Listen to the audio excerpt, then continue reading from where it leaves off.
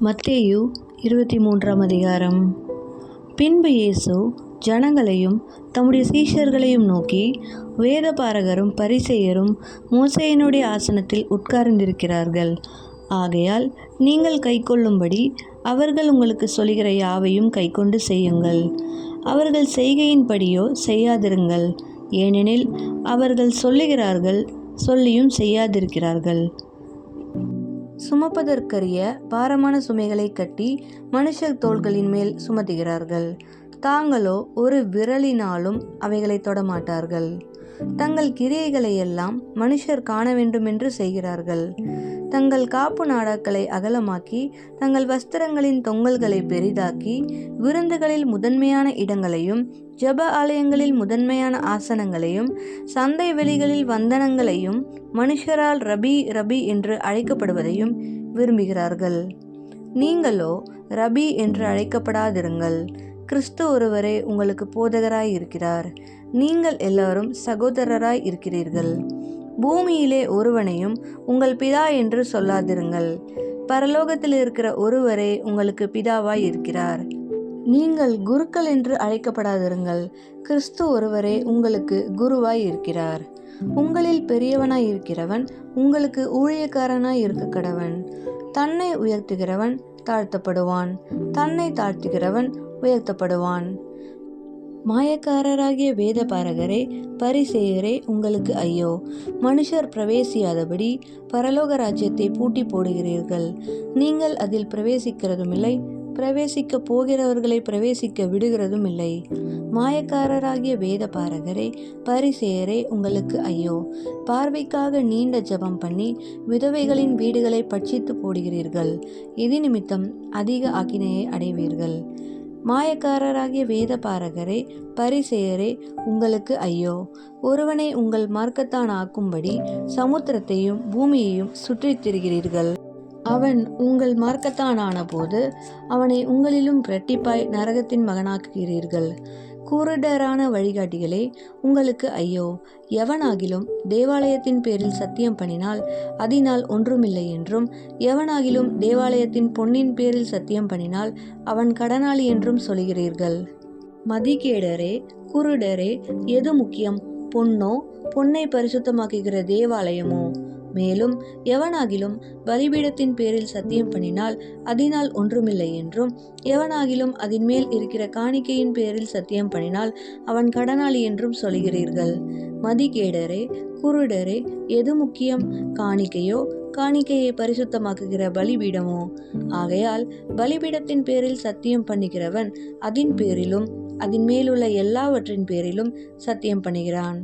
தேவாலயத்தின் பேரில் சத்தியம் பண்ணுகிறவன் அதன் பேரிலும் அதில் வாசமாய் இருக்கிறவர் பேரிலும் சத்தியம் பண்ணுகிறான். வானத்தின் பேரில் சத்தியம் பண்ணுகிறவன் தேவனுடைய சிங்காசனத்தின் பேரிலும் அதில் வீற்றிருக்கிறவர் பேரிலும் சத்தியம் பண்ணுகிறான்.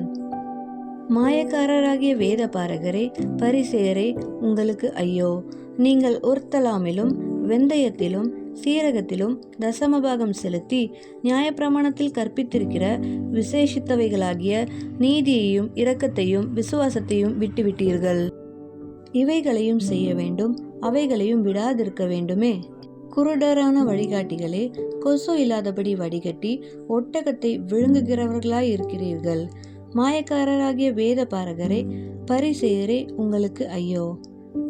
போஜன பான பாத்திரங்களின் வெளிப்புறத்தை சுத்தமாக்குகிறீர்கள், உட்புறத்திலோ அவைகள் கொள்ளையினாலும் அநீதத்தினாலும் நிறைந்திருக்கிறது. குருடனான பரிசேயனே, போஜன பதார்த்தங்களின் வெளிப்புறம் சுத்தமாகும்படி அவைகளின் உட்புறத்தை முதலாவது சுத்தமாக்கு. மாயக்காரராகிய வேதபாரகரே பரிசேயரே உங்களுக்கு ஐயோ! வெள்ளையடிக்கப்பட்ட கல்லறைகளுக்கு ஒப்பாய் இருக்கிறீர்கள். அவைகள் புறம்பே அலங்காரமாய் காணப்படும், உள்ளேயோ மரித்தவர்களின் எலும்புகளினாலும் சகல அசுத்தத்தினாலும் நிறைந்திருக்கும். அப்படியே நீங்களும் மனுஷருக்கு நீதிமான்கள் என்று புறம்பே காணப்படுகிறீர்கள், உள்ளத்திலோ மாயத்தினாலும் அக்கிரமத்தினாலும் நிறைந்திருக்கிறீர்கள். மாயக்காரராகிய வேத பாரகரே, பரிசேயரே, உங்களுக்கு ஐயோ! நீங்கள் தீர்க்கதரிசிகளின் கல்லறைகளை கட்டி நீதிமான்களின் சமாதிகளை சிங்காரித்து, எங்கள் பிதாக்களின் நாட்களில் இருந்தோமானால் அவர்களோடே நாங்கள் தீர்க்கதரிசிகளின் இரத்த பழிக்கு உடன்பட்டிருக்க மாட்டோம் என்கிறீர்கள். ஆகையால் தீர்க்கதரிசிகளை கொலை செய்தவர்களுக்கு புத்திரராய் இருக்கிறீர்கள் என்று உங்களை குறித்து நீங்களே சாட்சிகளாய் இருக்கிறீர்கள். நீங்களும் உங்கள் பிதாக்களின் அக்கிரம அளவை நிரப்புங்கள். சர்ப்பங்களே, விரியன் பாம்பு குட்டிகளே, நரகாக்கினைக்கு எப்படி தப்பித்துக் கொள்ளுவீர்கள்? ஆகையால் இதோ தீர்க்கதரிசிகளையும் ஞானிகளையும் வேத பாரகரையும் உங்களிடத்தில் அனுப்புகிறேன். அவர்களில் சிலரை கொன்று சிலுவைகளில் அறைவீர்கள், சிலரை உங்கள் ஆலயங்களில் வாரினால் அடித்து ஊருக்கு ஊர் துன்பப்படுத்துவீர்கள்.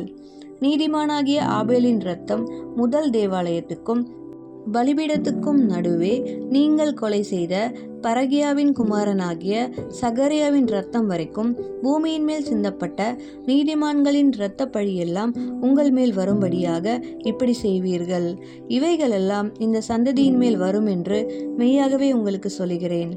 எருசலேமே, எருசலேமே, தீர்க்கதரிசிகளை கொலை செய்து உன்னிடத்தில் அனுப்பப்பட்டவர்களை கல்லெறிகிறவளே, கோழி தன் குஞ்சுகளை தன் சிறகுகளின் கீழே கூட்டி சேர்த்து கொள்ளும் வண்ணமாக நான் எத்தனை தரமோ உன் பிள்ளைகளை கூட்டி சேர்த்து கொள்ள மனதாயிருந்தேன், உங்களுக்கோ மனதில்லாமல் போயிற்று. இதோ உங்கள் வீடு உங்களுக்கு பாழாக்கி விடப்படும்.